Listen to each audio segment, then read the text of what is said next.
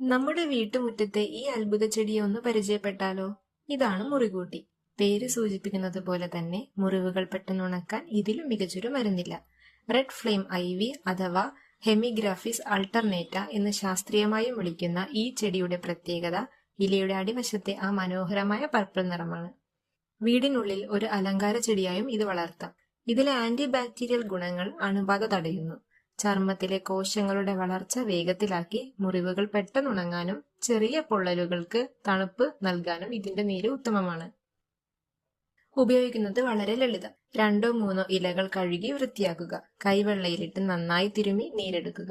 ഈ പർപ്പിൾ നീര് മുറിവിലോ പോറലിലോ നേരിട്ട് പുരട്ടാം. ശ്രദ്ധിക്കുക, ആഴത്തിലുള്ള മുറിവുകൾക്ക് ഡോക്ടറുടെ സഹായം തേടണം.